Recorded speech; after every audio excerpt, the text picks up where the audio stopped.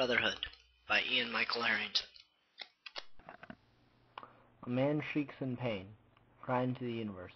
Panic is abrupt. Anonymous. Part 1. Dead Bodies and the Laws of Nature. Prologue. The beginning of the end. "But how?" began Michael. He knew the rules. "I already killed him. It's the only one constant law of nature. Once something's dead, it's dead."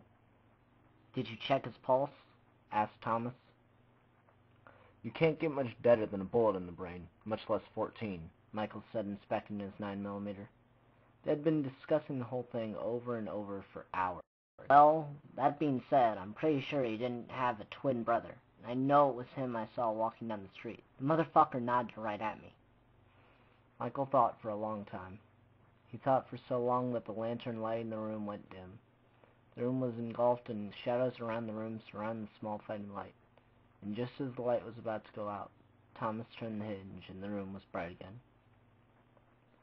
"I guess I'll just have to take you to his grave to prove it's him." "You just might," said Thomas. The door to the room burst open, and two bodies without their heads flew in, and toppled Michael and Thomas over. And there, in the doorway, stood Tertius, dressed in a funeral suit and a big black leather overcoat, standing tall with a cigarette in his mouth, revolver in one hand, and the guards' heads in the other. Tertius entered the room and laid the revolver, heads, and a knife on the table. He walked over to Thomas and dug his left hand into his lower jaw. "I don't really think that's necessary," said Tertius stoically as he placed his foot onto Thomas's chest. With no strain, Tertius ripped off Thomas's lower jaw. He walked over to Michael and took the body off of him. Michael felt himself being hoisted up in the air, held by his throat. But I killed you. I killed you myself. You can't do this. It's against the rules," Michael said as the life slowly left him and his eyes began to bulge. "Oh, you did. You did, my friend. I went down all the way to hell. I saw the onyx gates. I saw the eternal fire. I saw the dead. I saw the false prophets. I saw every person I ever killed. I saw my father. But I didn't see you. And I knew that deep down inside I couldn't bear to begin eternity without my true brother by my side.